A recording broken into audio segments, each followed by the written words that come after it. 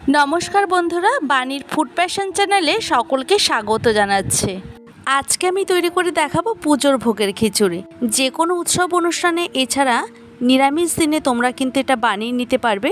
ভোগের খিচুড়ির স্বাদ বা গন্ধ কোনোটাই কিন্তু আমাদের বাড়িতে আনা সম্ভব হয় না, তবুও চেষ্টা করেছে একদম অথেন্টিক পদ্ধতিতে ভোগের খিচুড়ির রেসিপিটা তোমাদের সামনে তুলে ধরার।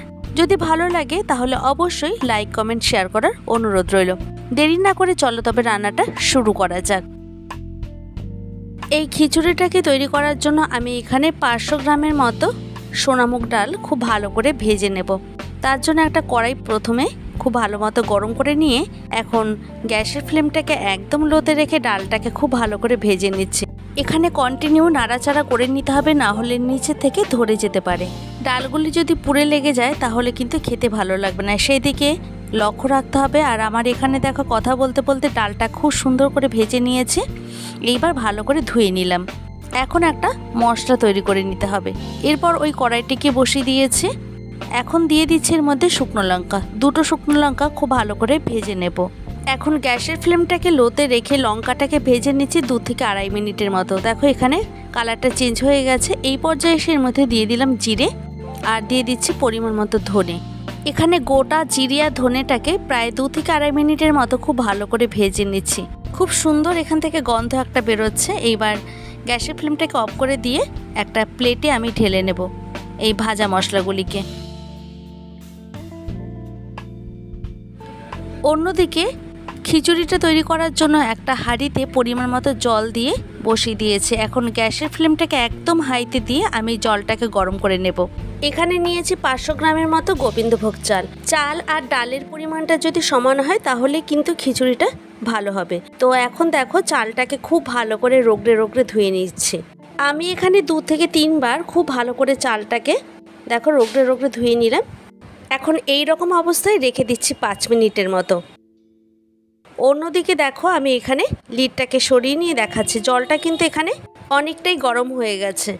এখন আমি এর মধ্যে দিয়ে দিচ্ছি নুন, টেস্ট অনুযায়ী নুনটা ব্যবহার করছে। এরপর এর মধ্যে দিয়ে দিচ্ছি হলুদ গুঁড়ো 1 চামচের মতো।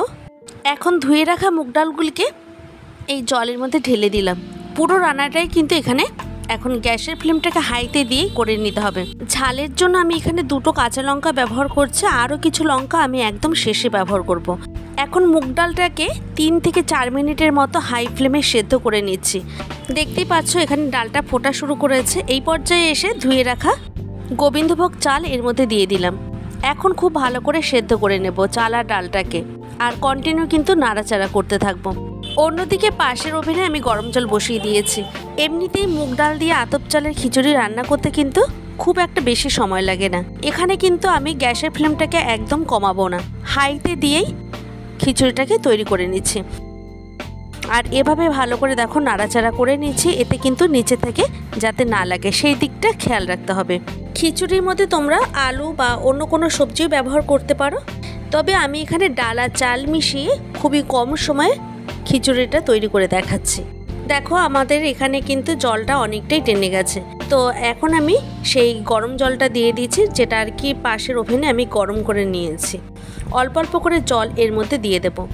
এখন খুব ভালো মতো দেখো খিচুড়িটাকে রান্না করে নিচ্ছি। এখানে দেখেই মনে হচ্ছে দেখো জলটা কিন্তু অনেকটাই টেনে গেছে। এবার আমি এর মধ্যে দিয়ে দিচ্ছি আরও কিছুটা পরিমাণে গরম জল। তারপর এভাবে একটু ভালো করে নাড়াচাড়া করে নেব। এখানে যেমন কন্টিনিউ নাড়াচাড়া করতে হবে, তেমনি কিন্তু গ্যাসের ফ্লেমটাকে একদম হাইতে রেখে খিচুড়িটাকে তৈরি করে নিচ্ছি।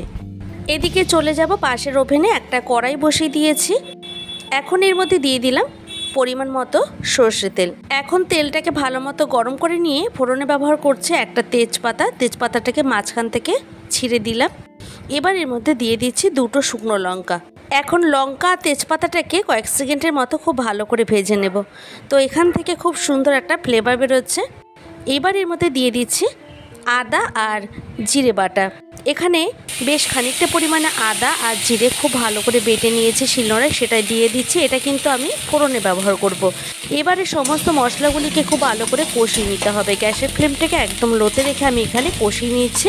এখন এর মধ্যে দিয়ে দিচ্ছি আরও কিছুটা পরিমাণে হলুদ গুঁড়ো নুন দিয়ে দিচ্ছি। এখন এর মধ্যে দিয়ে দিচ্ছি সেই স্পেশাল মশলা যেটা আমি আগে থেকেই ভেজে রেখেছিলাম, মানে জিরে, ধনে আর শুকনো লঙ্কা। সেটা আমি এখানে হাফ চামচের মতো ব্যবহার করছি। এখন এই উপকরণগুলিকে খুব ভালো করে কষিয়ে নিতে হবে। গ্যাসের ফ্লেমটাকে মিডিয়ামে রেখে এখন খুব ভালো করে কষিয়ে নিচ্ছি। মশলাগুলি যাতে নিচে থেকে না পড়ে যায় তার জন্য সামান্য একটু জল ব্যবহার করে আবার একটু ভালো করে নাড়াচাড়া করে নেব। এতে কিন্তু ভীষণ ভালো লাগবে খিচুড়িটা খেতে। এখন এর মধ্যে দিয়ে দিচ্ছি সেই ফোড়নের মশলাটা। কড়াইতে যে মশলাটা আমি তৈরি করে রেখেছি সবটাই এর মধ্যে ঢেলে দিলাম। ফোড়নের মশলাটাকে ব্যবহার করার পর আবার একটু ভালো করে নাড়াচাড়া করে নিচ্ছি। এখন একদম শেষে দিয়ে দিচ্ছে আরও 3টের মতো কাঁচা পাকা লঙ্কা। লঙ্কাটাকে এর মধ্যে খুব ভালো করে মিশিয়ে নেব। এতেও কিন্তু ঝালটা হবে। ভোগের খিচুড়ির ক্ষেত্রে অবশ্যই এখানে ঘিটা ব্যবহার করতে হবে। দিয়ে দিচ্ছি 1 টিস্পুনের মতো গরম মশলা গুঁড়ো।